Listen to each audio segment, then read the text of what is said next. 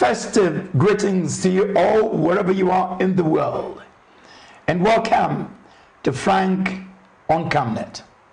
Just 2 weeks before the end of a very adventurous year, especially if you're a Zambian, especially if you voted on the 12th of August, 2021. So many governance issues being discussed in this country, you know, on the dawn of a new era, a new administration, the administration of President Hakainde Hichilema, the 7th president of this great country. Yes, so many governance issues, some good, some of concern. And it's the one which is of concern that we're discussing tonight with my guest, Mira Munger, the Executive Director of Ywca. Good evening and welcome. Thank you so much, Frank, and good evening, viewers. Thank you. I hope you're keeping safe. Yes, we are trying our level best. We are trying to keep safe. How are you coping with COVID, and how has it impacted you as a person and as an organization? I think COVID has really impacted on myself quite negatively. Just like everybody else, I think I've been affected by a number of friends and relatives that have either succumbed to the virus or indeed were hospitalized at some point. But we are praying to God, and we are trying by all means to follow the measures given by government to ensure that we are protected. As an organization, I think it hasn't been easy starting from March 2020 to date. We've had a lot to deal with, considering that Ywca also keeps survivors of gender-based violence in shelters which are confined. And you know, with the society that we live in, we've had a number of GBV cases that actually required us to sometimes go beyond the numbers that are stipulated or beyond the capacities that we have. And that was quite a scare for us. And also, unfortunately, we did have 3 of our shelters record positive cases of GBV. That is the Munger shelter, our children's shelter in Ywca, as well as the shelter that we ran in Solwezi at some point. But we thank God that we have support from the UNGRZ joint program on gender-based violence. So through UNDP and UNFPA, we did receive a lot of support to help us ensure that each time we were admitting clients into the shelters, we had enough resources to have them tested and checked for COVID. And those that tested positive were quarantined in good time, and they were given proper medication. And we praise God that none of the other clients contracted the virus. Your activities is widespread in this country. What really is the background to Ywca? So the Young Women's Christian Association of Zambia is the oldest women's organization in the country. We were established in Kitwe in 1957, way before Mother Zambia even got its independence. So we are 64 years old, going to 65 as an organization. We are one of the organizations that has withstood the test of time, considering that our organizations do come and go. And we are not saying that we've been perfect along the way. We've had our challenges, our fair share of challenges, but we thank God that we are still surviving.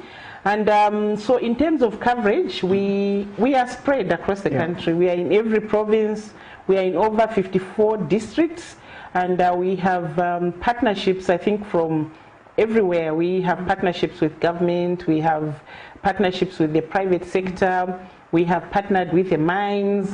So we try to partner with whoever is willing to come along and join the fight against gender-based violence with us, promote women's equality, and also just those who are willing to promote gender issues in the country are free to work with us. So we have quite a number of partnerships, and we run a number of programs ranging from promoting the rights of women, children and youth, to adolescent and sexual reproductive health rights, to HIV prevention, economic empowerment, and then we are a membership-based organization which also believes in voluntarism. Therefore, we have members that we also support through capacity building and development, as well as programs that just focus on how we can ensure that we promote this intergenerational leadership between the older generation, the Mama Inonge winners of this world who are still members, the Inonge Mutukwas and so on and so forth, and the upcoming generation on how they can actually also be able to advance themselves like the other women who passed through the women's movement have done in the past. You have been, with this organization for a very long time, and I've known you for a very long time until recently. I think I last, spoke to you maybe 20 years ago. What is your driving force? Is this a calling, that you have? I would say that it's a calling because, I wouldn't really say that YWCA is one of those organizations that really pays, really well. Absolutely. But when you look at the kind of work that we do, I think it's just for a noble cause. When you look at, for me, each time I go to the office and I help that one survivor of GBV, it gives me so much fulfillment. When I go in the community and talk to that vulnerable woman, that vulnerable child, and ensure that the messages get across to them and they get the needed help, that gives me so much satisfaction. And it's not just me, it's the many women that have been with the YWCA for many years. We've had women that have been with the YWCA for over 60 years. Amazing. Contributing to the welfare of women, fighting the battles for the women. We have women that have really helped to advance the policy and legislative framework of this country. We have seen so many happenings in the country. The setting up of the Victim Support Unit under the Zambia Police was advanced by women of YWCA. The setting up of NGOCC itself was advanced by women from YWCA. And another one which people rarely talk of is the setting up of PPA in Zambia, PPAZ in Zambia. The Planned Parenthood Association of Zambia initially started from YWCA, and the first people who worked at PPAZ were women from YWCA who looked at how they can promote the sexual reproductive health rights of women and girls in the country. And also, if you look at the lobby, the Zambia National Women's Lobby, it is yet another organization that was born out of YWCA. When we realized that our mandate was overstretched, we decided to look at different sectors where we could contribute to, and contribute meaningfully by way of coming up with separate organizations that could actually run the battle better than YWCA, since YWCA had this focus now on promoting gender equality, with a specific mission of focusing on GBV prevention. And we wanted to see how best we could run our shelters and our drop-in centers so that we could actually look at issues of human rights much more holistically and comprehensively. Tell me, you mentioned that there's some people, who have been with the organization for over 60 years, partnering with this important organization. That allays, I'm sure, the fears, the concerns that women don't support each other. Is there any truth in that? Could women do more for each other? Well, I believe that the women have been there for each other. We have supported each other. We would never have had a first female vice president in this country if women did not support each other. So the women have done a lot to support other women get to maybe positions of decision making. And that is the reason why the YWCA on its own decided that if we hold on to decision making, advocating for decision making, we hold on to advocating for the rights of women in terms of their sexual reproductive health and many other, including coordinating the women's movement, we cannot manage. And so in order to support each other, we decided to look at how we could segment ourselves and set up the Zambia National Women's Lobby Group to ensure that they support the women who are interested in participating in decision-making positions. So I think what we need to do is to just ensure that for those of us who are interested in advancing ourselves and being supported by fellow women, we look at which organizations can support us and reach out. So sometimes what leads us to start believing that we do not support each other as women is not knowing probably where to go, who to see and who to talk to. There are a lot of mentors out there who can actually mentor so many women who want to join politics, who want to climb the ladder in different sectors of the economy. It could be even in the corporate ladder. We have a lot of women in the corporate world that are mentoring young girls even now so that they can too take up the mantle in the corporate world. So the women try to support each other, but once in a while, of course, we do have forces that are not so positive, and we always try to overcome such. It is indeed encouraging that the numbers, are going up.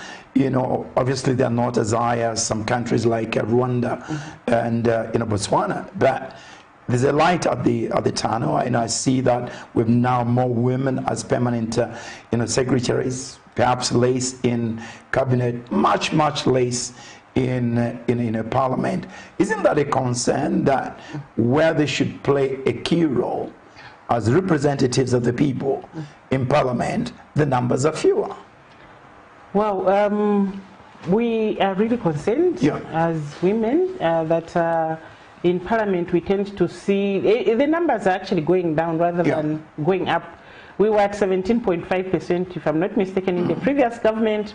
We've dropped to about 13% now in the current government in parliament. But we believe that there's a lot that we can still do. We will not sit down and watch the situation remain as it is. We'll continue advocating.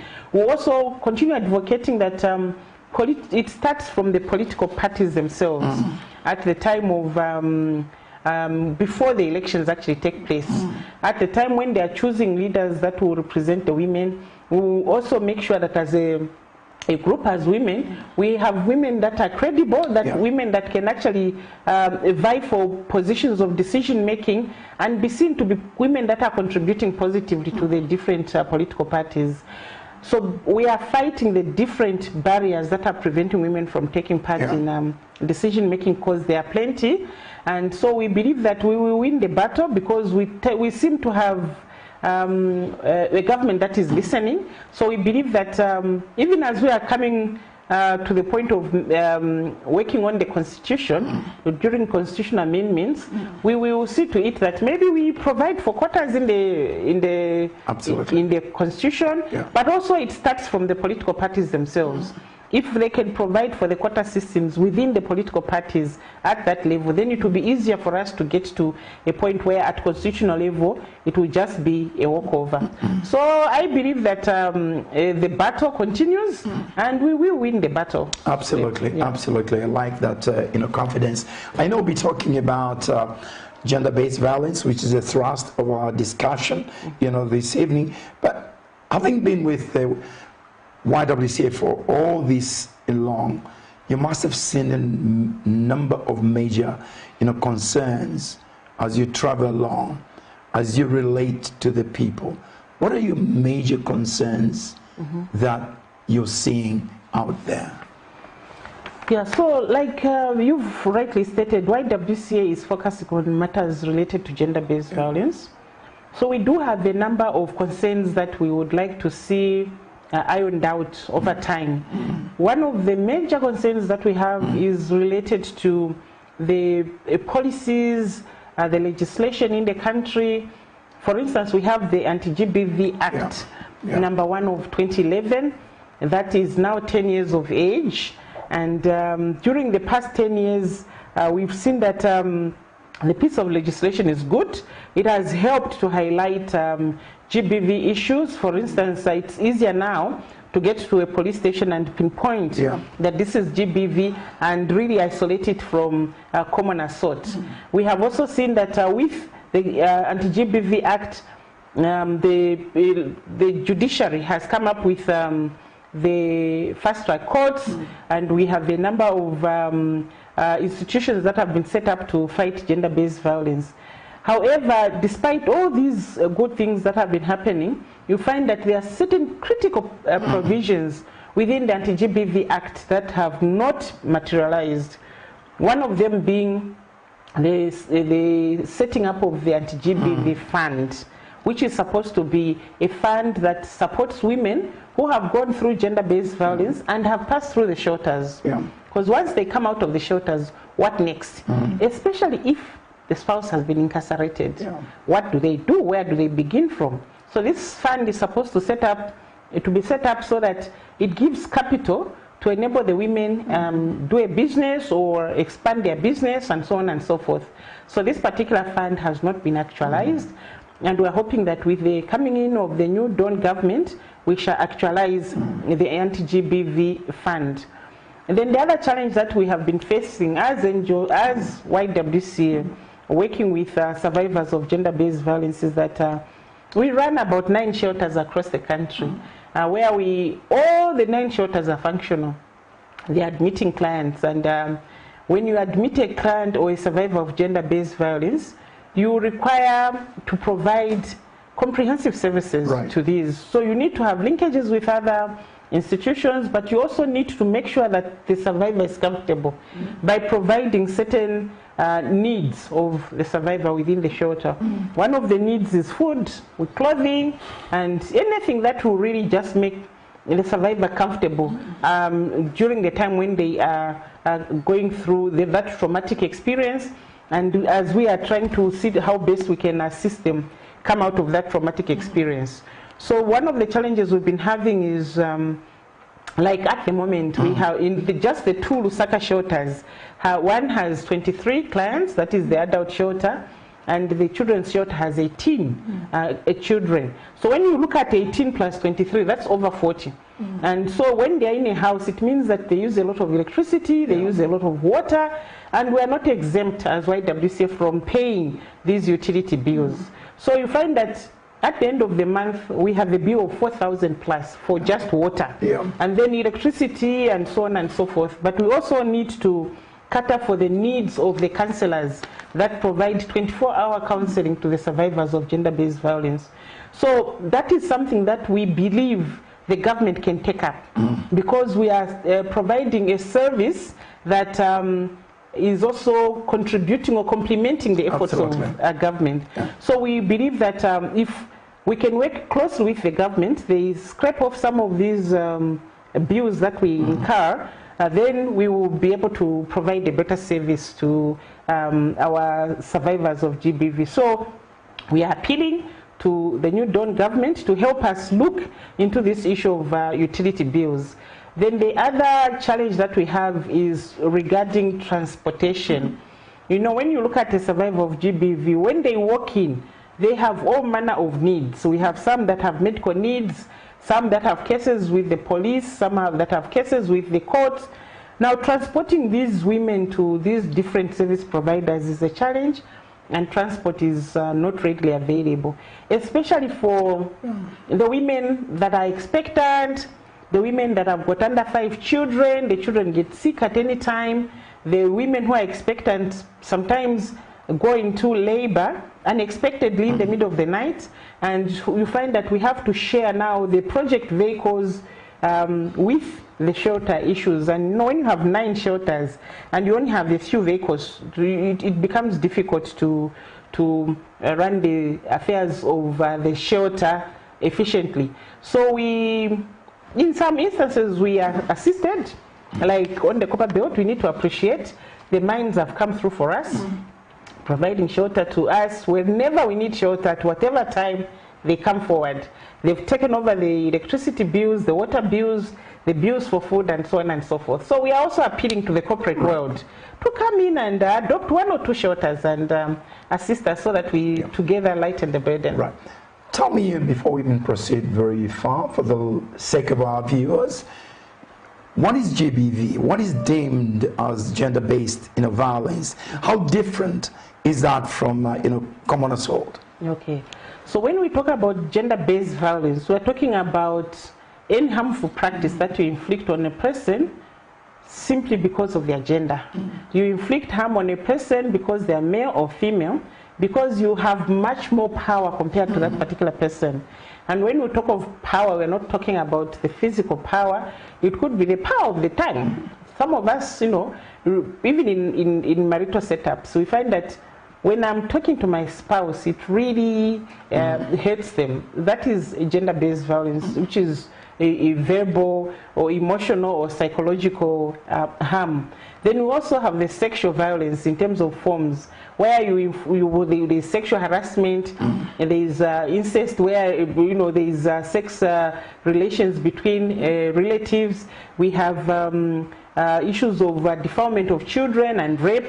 Then we also have another form of gender-based violence, which is the economic violence, where you, in a home setup, for instance, you are looking after orphans, you are looking after a wife or a spouse, and you are the one who has the means, and you just willfully decide to deny them, resources, or you are punishing them whilst you have the means, and you are denying them resources that are theirs, and by way of either not paying their school fees, not paying medical bills, not providing food, and so on and so forth. And then we have another form, which is the physical, which we all know of, the beating, the kicking, and so on and so forth. So gender-based violence is broad, because even child marriage is a form of gender-based violence. Absolutely. So it is a very broad term, and it is something that cuts across cultures, tribes, religions, color, race, name it. Which ones, in your experience, are the most common, and why? If you look at the cases that we have been receiving, I think in the past 2 to 3 years, especially 2020 and 2021, the trend seems to lean more on the sexual violence. For instance, I'll give statistics in our shelter. I would say that if you look at our shelter cases, over 60% have to do with defilement and incest. And normally the sexual offenses are targeted mostly at children compared to the adult women. So I don't understand why in most of the homes the sexual rights of children are really being violated, and you find these are very young and vulnerable children, especially those who are below the age of 12. We have had a number of children that have been defiled by their fathers, their uncles, cousins, grandparents, and all those trusted relatives that are supposed to offer protection to the children. Then the other one that we really have as a case that we have been dealing with of late, and even in the past, is that to do with neglecting children by fathers. So we have so many fathers that will father children, but they don't want to provide the basic needs. They don't provide school fees, they don't feed, they don't clothe their children, and you find that women spend so much time following up on these men or fathers to the children to ensure that they provide. There are so many court cases trying to force men to provide for their own children, and even when it is proven, they have the DNA, they have everything to prove that those are their children. These children could have even been born in a marital setup. The fathers are just not supporting, and I can assure that is actually the number one in terms of the case ranking. Those are the highest in that we have parents trying to seek support for child maintenance. Then we have the physical assault, the physical violence, which is also quite common. There is a lot of conflicts between spouses in homes, between intimate partners, and so on and so forth. So we have a lot of intimate partner violence that we have been dealing with in our drop-in centers as well as in our shelters. So in terms of the distinction between gender-based violence and common assault, common assault is committed against anybody. It could be a fight in a bar, it could be, a fight that is between males, between females, and so on and so forth. It has nothing to do with power relations. It has nothing to do with inequalities. It has nothing to do with the fact that committing an offense based on the gender of the other person. If I demean my spouse because he's a man and I keep telling him that you are weak, you are whatever, look at other men, they're able to provide, and so on and so forth, that is now gender-based violence. But if it is just the normal fighting that occurs in a marketplace, for instance, between a man and a woman, that is different. A man and a woman could be fighting over change in a market. That is not gender-based violence. But gender-based violence is committed against a person because of their gender. Yeah. Which classes are these incidents more common? Is it with the people, the families who are not well-to-do? Is it the people who are well-to-do? Which classes are these cases more pronounced?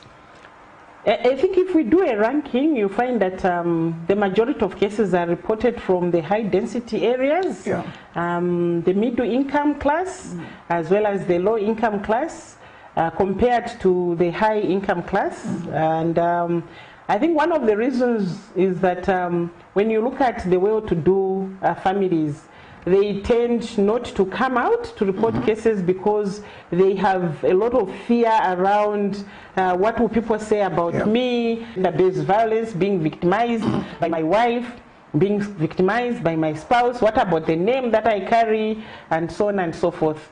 We've had high-profile cases, and you find that most of the times they are reported at a time when they are so grave that there is very little that you can do to reverse the situation.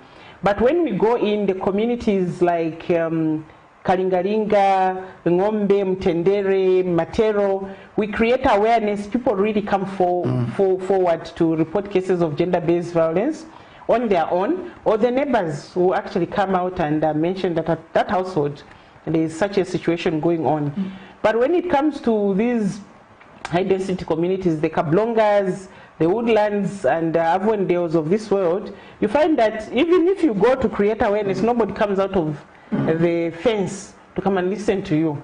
They normally get information via television and radio, while in the communities, just a normal community awareness raising event where you have a drama group drumming up and people doing a few songs, and then you have a megaphone and you announce this and that, you even mention where the services are provided from, they do come out. So I don't know whether the reason could be the issue of the fact that they are high density places, or it could be that it's easier for them to, because they are not in offenses, but we tend to receive more cases from such communities compared to the wealthy class. When you interview these people, you know, who are involved, who are the receiving end, let me put it that way, what reasons are they giving? Are the people doing these acts sick, or are they provoked? You know, what do you pinpoint as the catalyst of, you know, these acts of violence? I think when you look at some of the catalysts of acts of GBV, they tend to vary according to the types of GBV. When it comes to physical violence, especially, let me talk about during this period of COVID, you find that if you look at 2020, from about March 2020 to about November, September especially, somewhere there is a lot that happened. First of all, the virus was new. We had very little information. There was a lot of fear. There was a lot of stress. So during that period, companies closed. Therefore, it means that workers went home. Schools closed. The school children went home. And then we had some only essential workers remaining to work. So when these companies folded up or closed temporarily, it means that the breadwinners were not getting an income. So when you go home as a husband and you're just seated and you're seeing your children are crying for food, they need this and that, and you're not able to provide. And then also the spouses, the wives, in some instances, they would also get frustrated. They would try to sell one or two things on the market, but due to COVID now, there was no one who was buying. So there was a lot of stress among couples in the homes. So you find that when there is stress and when there is hunger also, and the economy was not doing so well, so you know, the tempers tend to rise. And they say an angry man, a hungry man is an angry man. So you find that any little thing that either the child does or the wife does sparks, you know, violence. So we saw a lot of such common cases where spouses were bringing each other over simple disputes that could easily be resolved issues of no, she can't provide, he can't provide this, he can't do that, he just sits at home, he's lying to me that they've closed the company, you know, they hadn't, and so on and so forth. And then we also had the schoolgirls and schoolboys closing and remaining in a home.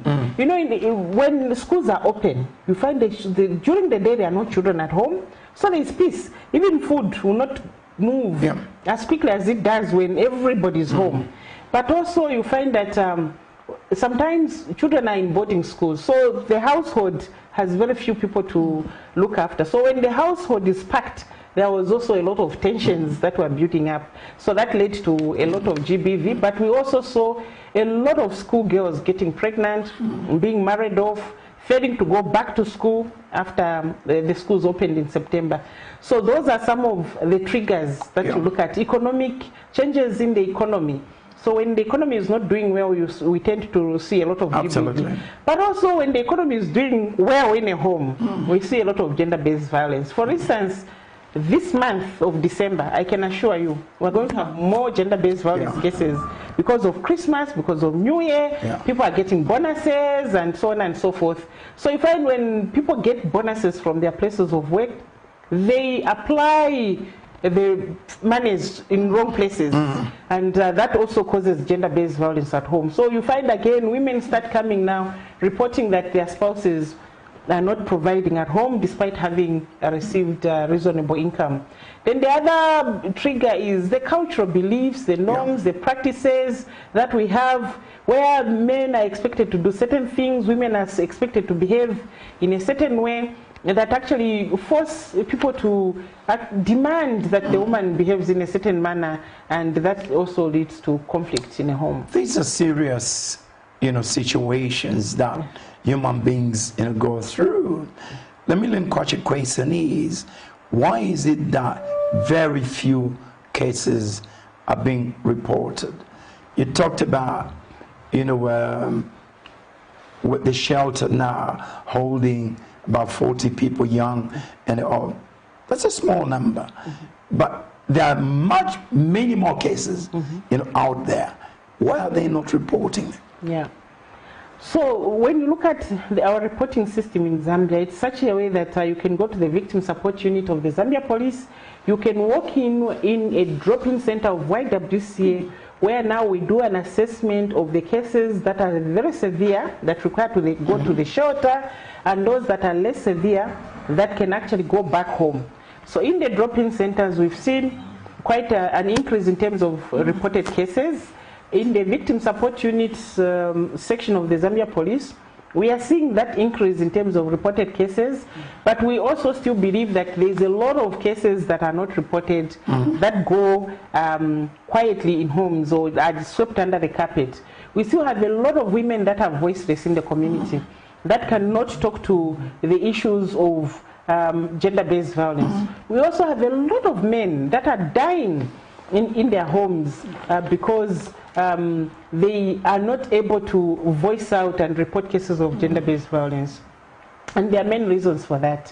Some of the reasons have to do with family pressures. I'm married to this gentleman, Mr. A, and Mr. A's family looks up to him for everything. And Mr. A is perpetrating acts of GBV against me. When I report Mr. A, what do you think will happen to his sisters, his brothers, his mother, who depend on Mr. A for survival? They will look at me as an evil woman. And because of that, I will not report GBV. But the other thing is, yes, we have Mr. A's family, but we also have me and Mr. A who have ABC children. So if I report Mr. A and I don't have any other means of survival, how do I take care of these children? So in the end, I will just keep quiet and decide to endure.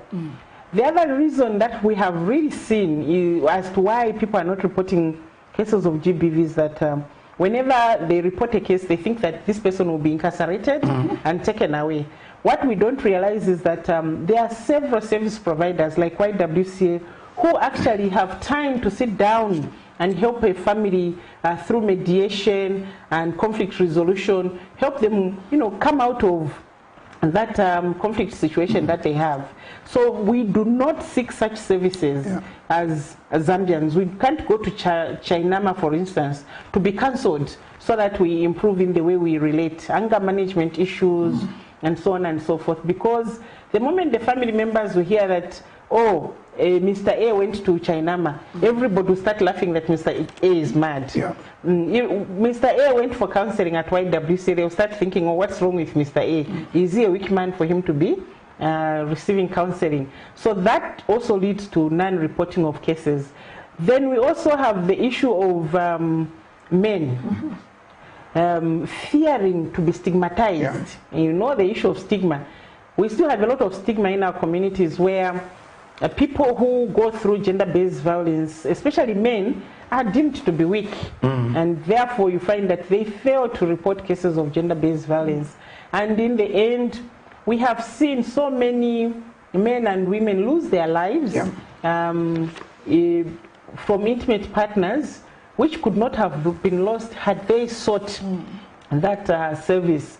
We know that even at family level we have people that we can go to, but also sometimes when we are confided in, we also we are not so confidential. We don't keep matters confidentially. You find them nowadays. You have social media. People fear that their issue will be all over social media, especially if you hold a position of influence.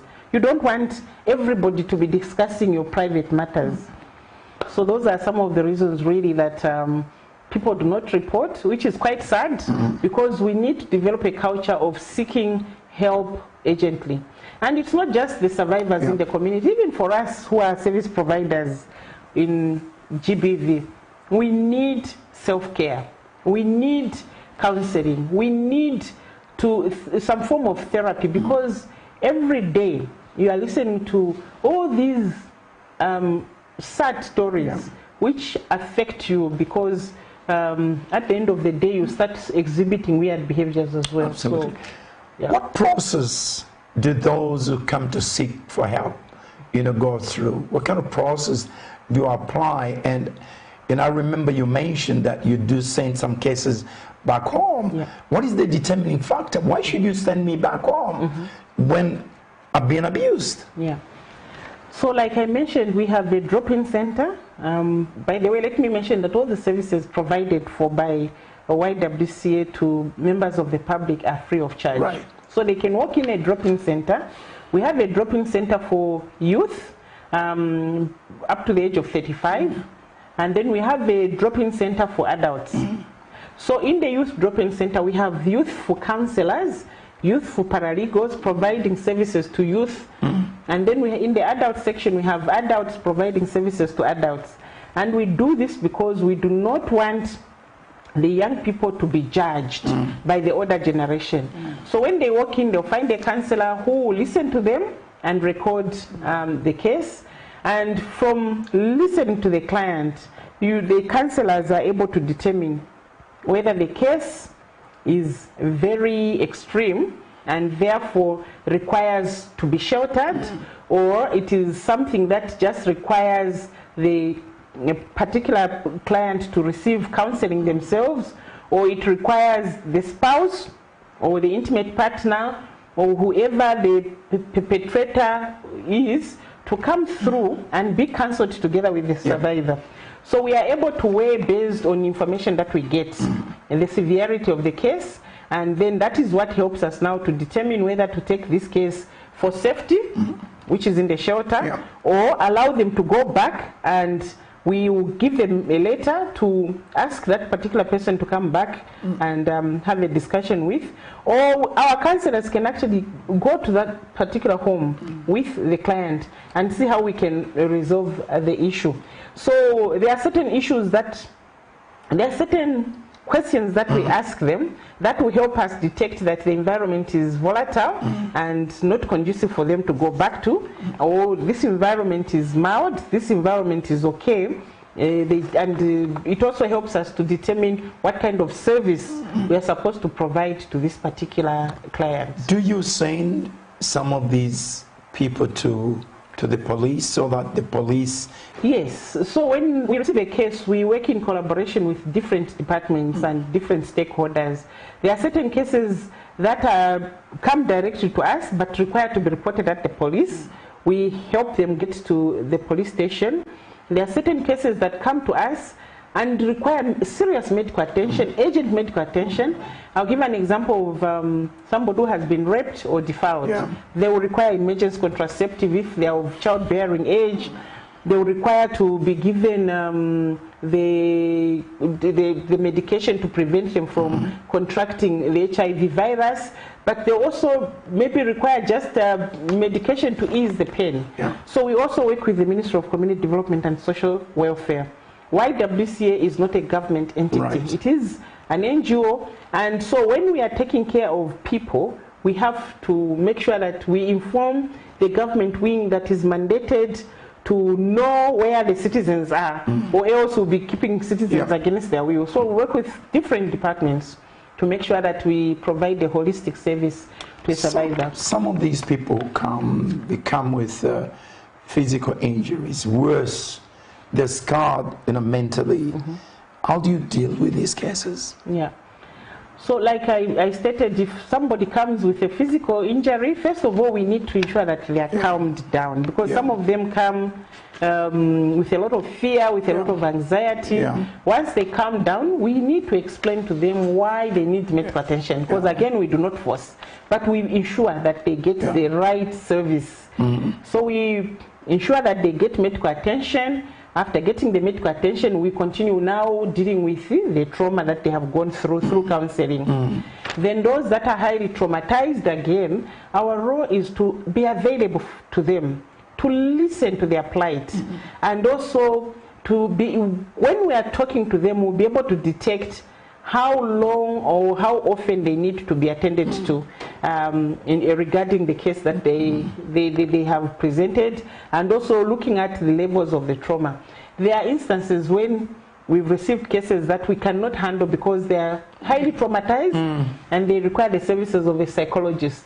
So we work hand in hand with Chainama, we work hand in hand with UTH, we work hand in hand with those institutions that provide a much higher psychosocial support services than ourselves. So we always try to make sure that the management of the case is done according to the demands that come with the client that appears.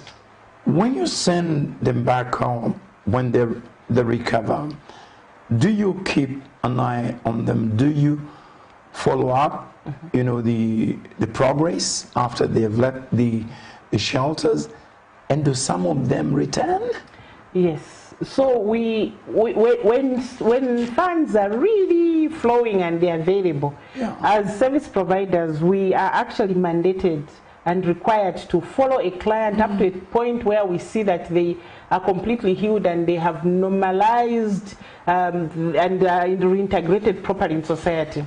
But let me mention that we do follow them up to a certain extent.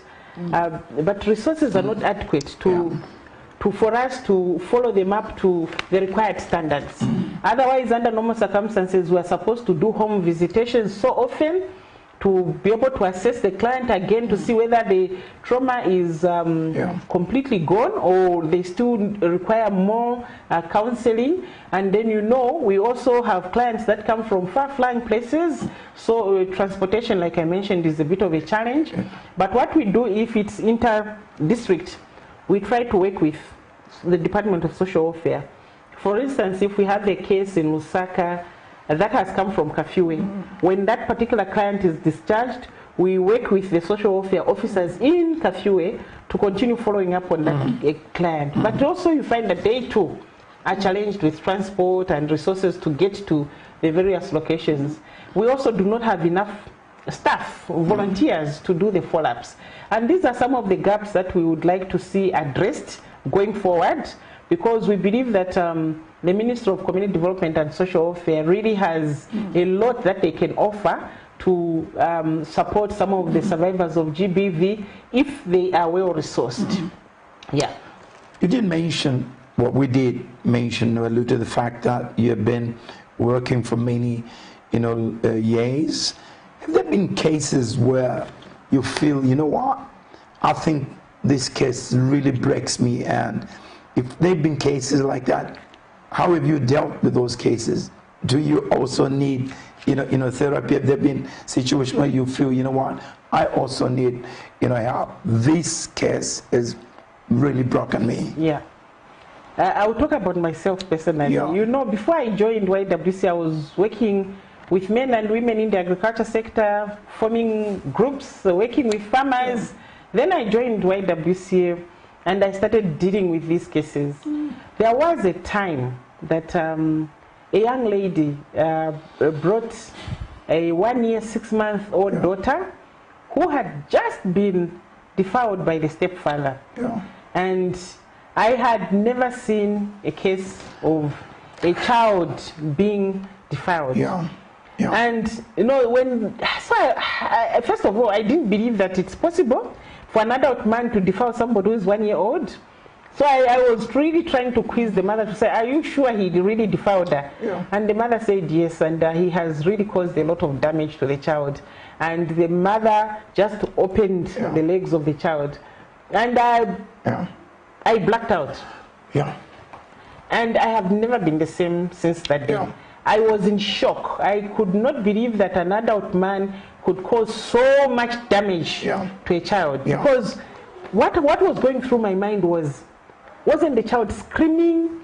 Well, the child was in so much pain. When you look at the blood, when you look at the damage that was done to this particular child, it is unimaginable. You really wonder what state the person was in to commit such an act. And that is a case that has never left my mind. And each time I see a survivor of GBV who has been defiled, it goes back to that particular case. And I now understand why children that are sexually abused become who they become later on in life. The damage is indescribable. Yeah. We've talked about many cases coming from the high densities. Share the story that you told me when I came to see you and I found a Range Rover, parked at the office. And at one time I thought, YWCA is doing very well. They've bought you a Range Rover. Tell me about this story. Yeah, so like I stated, there are some ladies who are married, well married. And so we had the case of a young lady who was well married, and this particular spouse used to offer everything that this lady demanded for and really present a good face to the public that they did very well. Yeah. Each time he abused this young lady, he would buy very good gifts for her so that she forgets about what she's going through. He commits this abusive act, this violent act against her.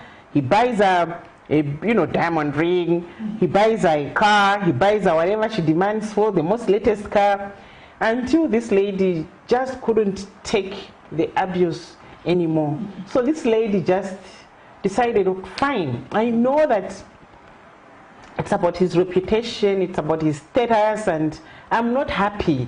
I mean, this relationship, I have all these beautiful gifts, but they're taking me nowhere. So this lady just drove and brought the keys and just threw them and said, you can take it. Take the vehicle, take whatever it is that he's been buying for me. I am fed up. I will not take it anymore. I will no longer take the gifts. And this woman had reached her, she just couldn't. She broke down, she cried. There was havoc.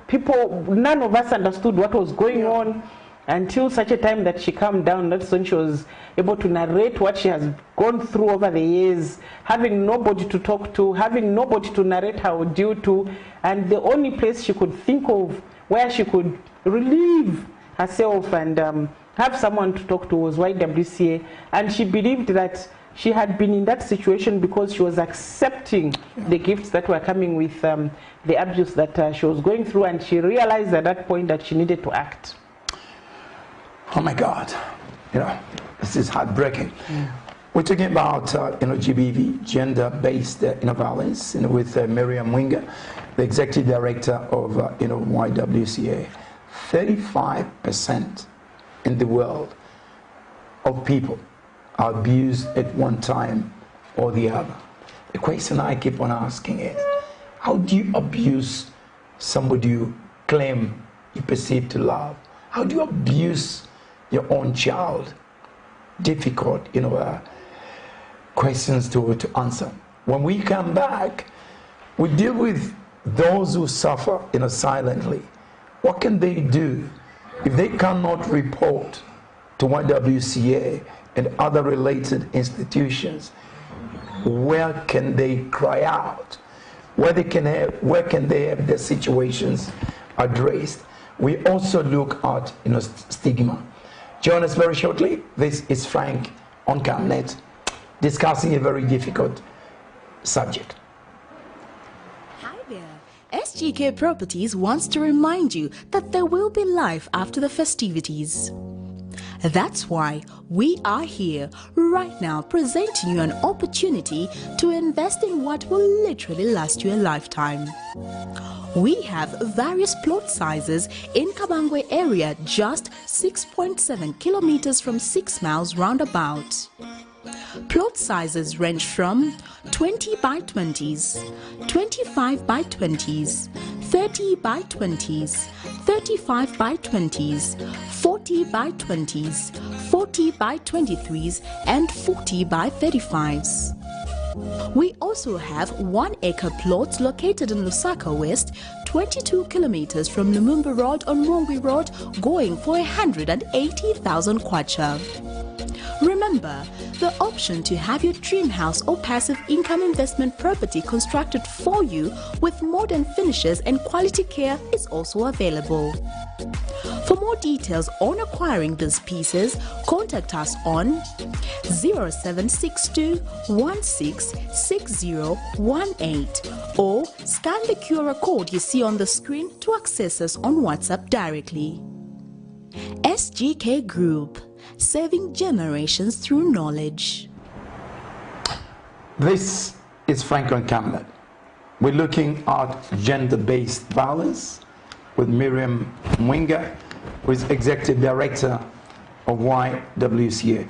During the break, we were discussing some of the stories that you listen to, different stories, that really have broken you. But at the same time, you told me that you call these people survivors.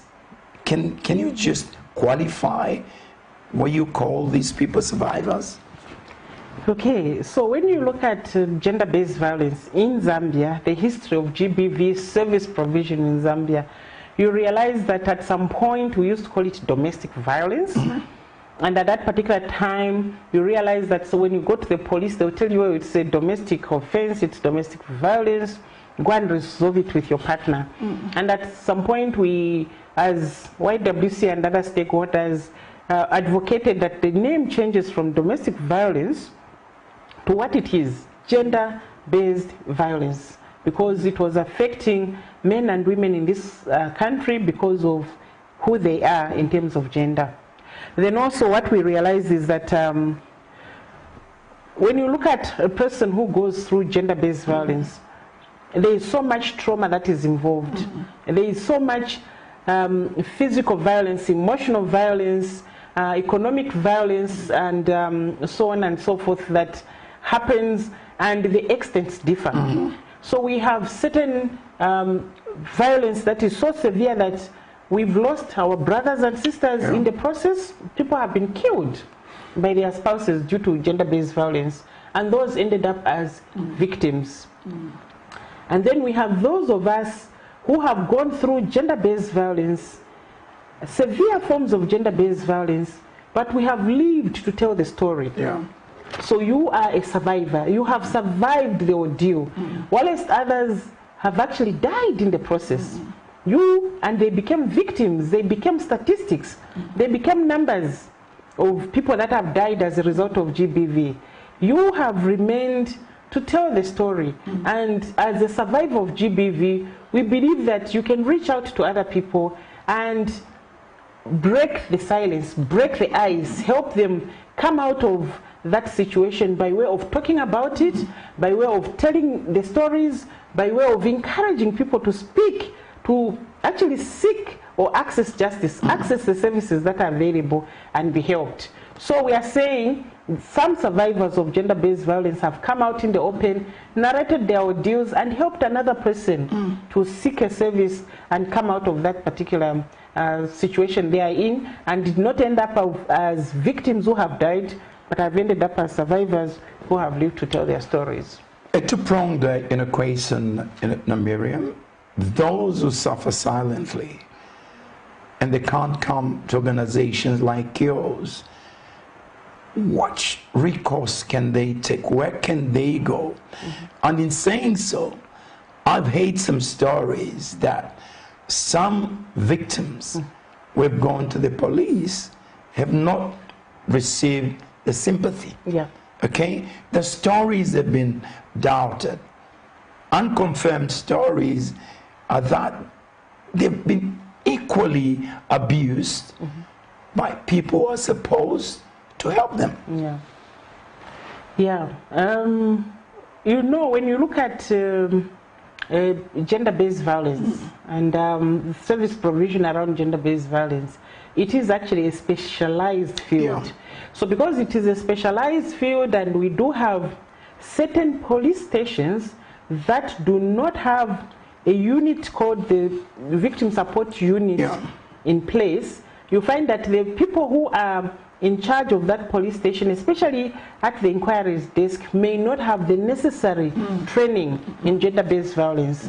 And they have failed sometimes to adequately address cases of gender-based violence, not because the police are not able to, but because the particular officer who was on duty may not be trained in gender-based violence. So whenever you have a case of gender-based violence and you want to go to the police, you need to go to a police that has a victim support unit, because they are the ones who are specialized to address cases of gender-based violence.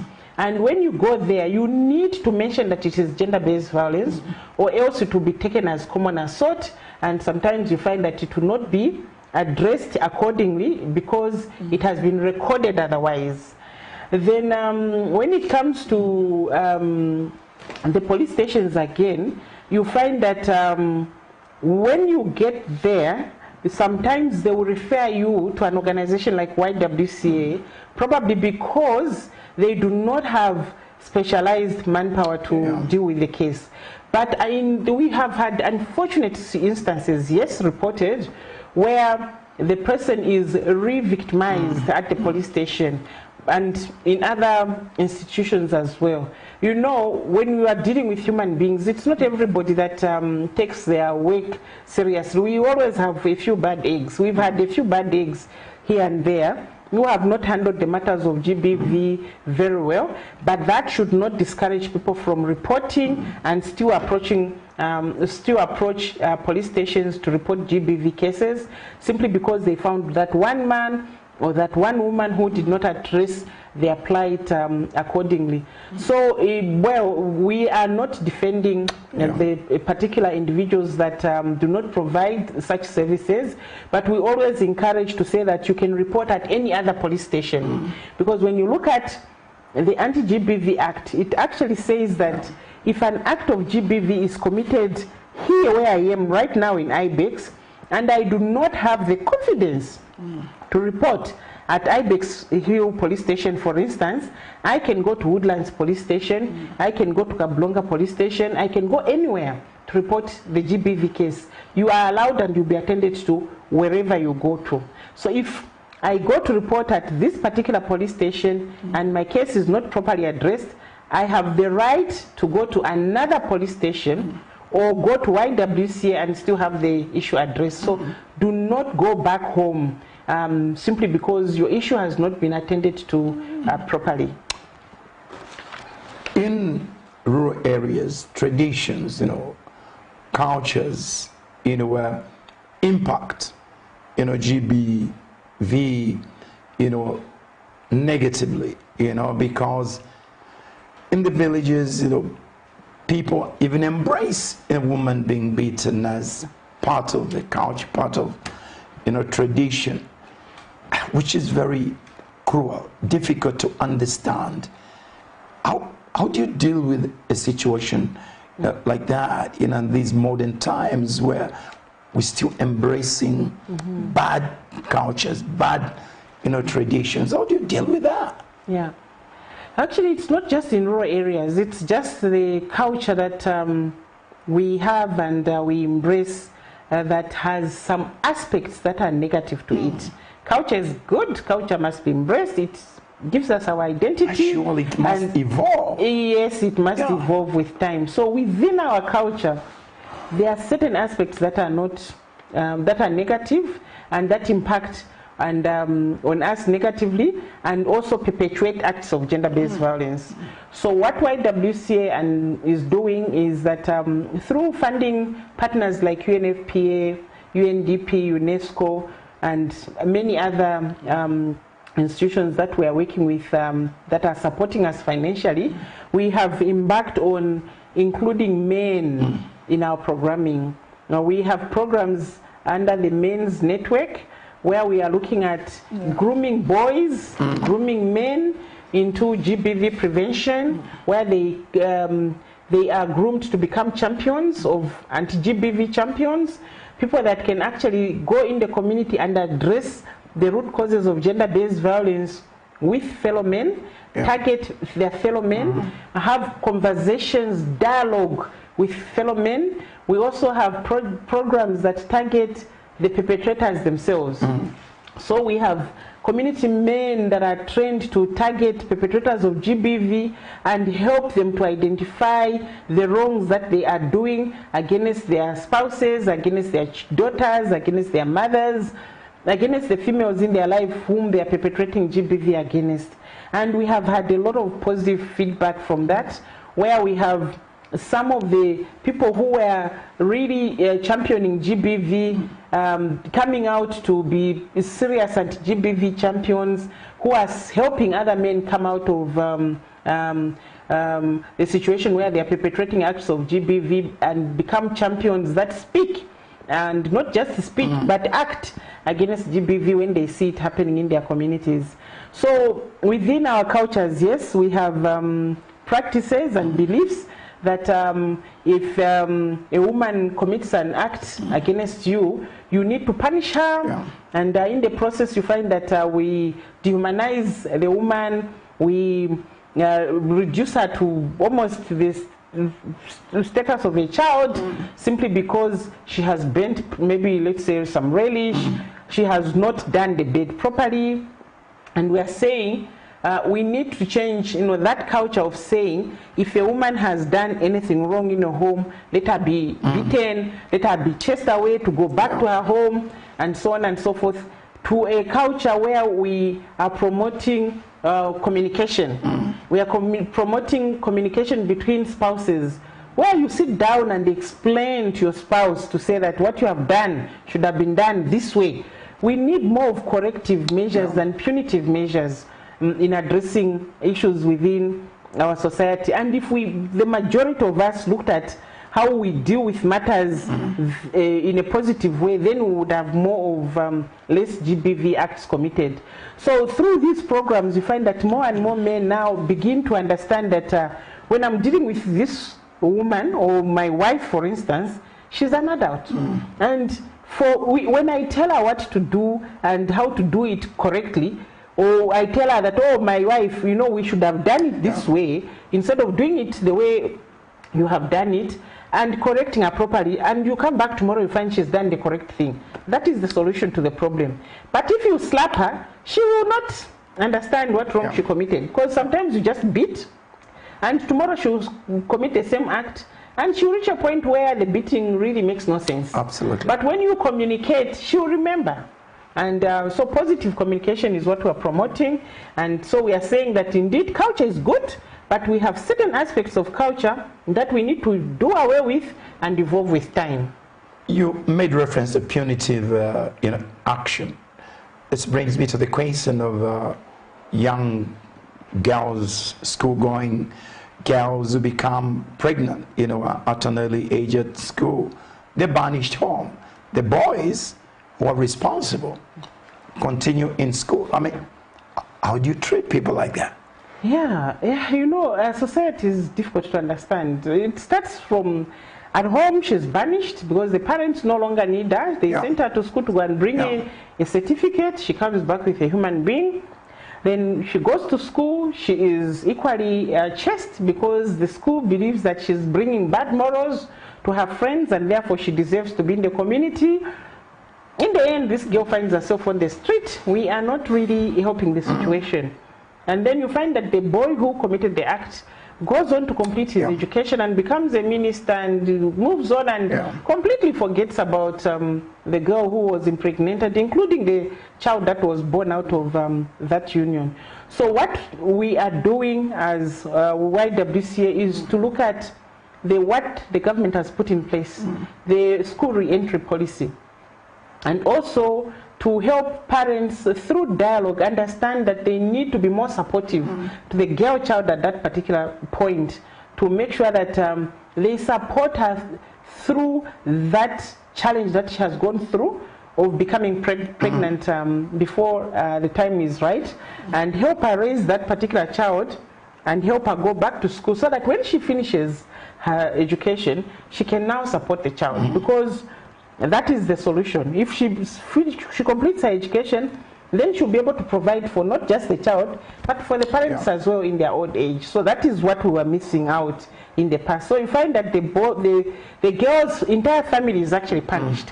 And the girl herself and her family, while the boy and his family remain rejoicing. So we are out in the communities, talking to parents, talking to schools, talking to our traditional leaders and the children themselves, that the government has put in place measures to allow girls to go to school, and we are advocating that within the schools in the coming future, if it is possible, to allocate even a classroom or room where the children that have children can have the children come to school, and they can have that opportunity to breastfeed them, because you find that the girl, when she goes back to school now, she won't be able to learn properly because she has a child at home to worry about, and so on and so forth.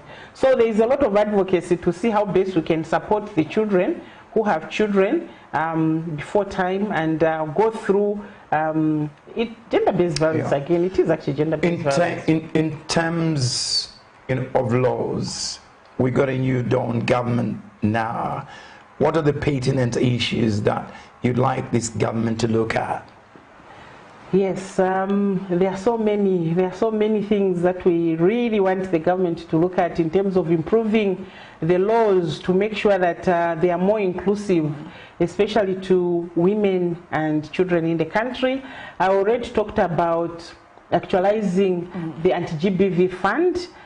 We are also looking at the Gender Commission. If it can also be actualized, that will help in addressing a lot of gender issues in the country. You know, we always say that you cannot do something without me. So for instance, if you are a girl child, you are a woman, you are disabled, and somebody who is not a girl, who is not a woman, who is not disabled is making decisions for you, they will not be able to make decisions that really impact on your life because they are not wearing your shoes.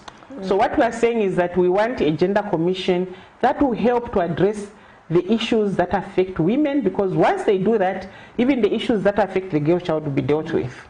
We want to see the Anti-GBV Fund actualized, because then we will be sorting out the issue of women withdrawing cases of gender-based violence in court, because the husband who is the breadwinner will they fear that once he's incarcerated, then they have nowhere to start from. Then we are also looking to the issue of funding towards shelters that are not run by government, so that we too can actually provide better services to the community.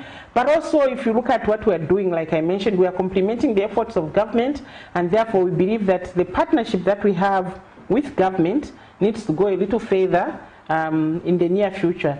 But then also when you look at the school re-entry policy, I think it's a bit outdated. We would like to see it revised to include many more issues that we have learned over the past when it's been implemented from 1996 to date. There are certain aspects of the re-entry policy that have not worked well, that we need to look at using the lessons that we have learned and make it a better policy that will be responsive to not just the needs of the pregnant girl child, but also the needs of the boy who has impregnated this particular child if he's in school, but also the needs of the new mother who is the girl now, who still requires to be in school. So there is a lot that we would like to advocate for from the new Dawn government, but we can already see that they are quite accommodating and they have been listening to a number of our views. We are happy that there have been a lot of pronouncements around next year, come the reopening of Parliament. They work around ensuring that the Child Code Bill is actually presented before Parliament and it goes through, because that will actually address a lot of challenges that we have regarding the adolescents and the children in the country. Finally, it's festive time. We're supposed to be happy, but unfortunately you alluded to the fact that this is the time when the numbers of GBV go up. Yes.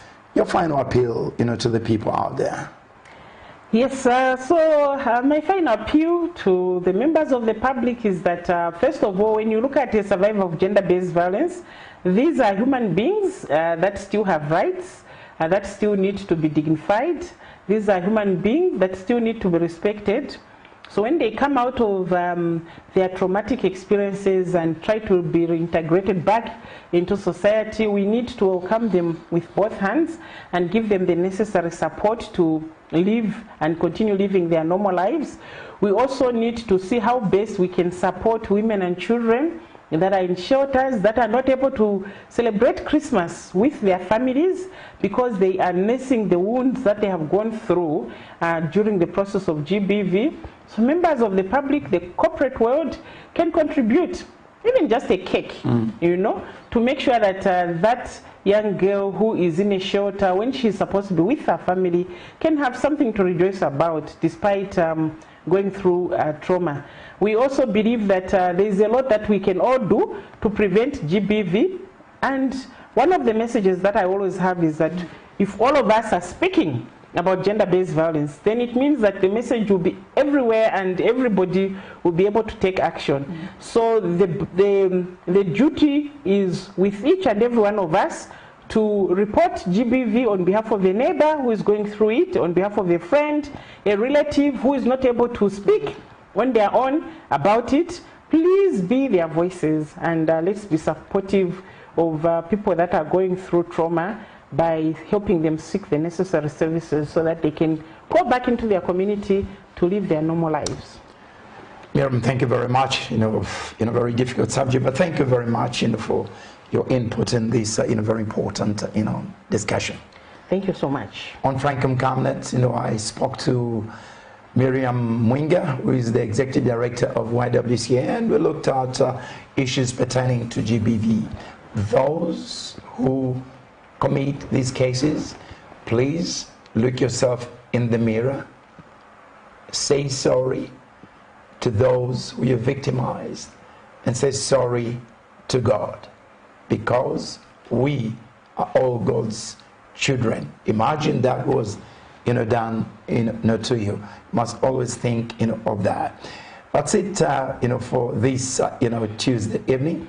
Just to remind you that another year is about to go. For me, 51 years in the media this December. Next year, another year begins. Thank you very much for all your support, and thank you to Camnet for giving me this opportunity to make a difference through this program to you, out there. God bless you. I never forget, like I keep on saying, do your very best, and God will do the rest. On behalf of my guests, good night to you all, and God bless you.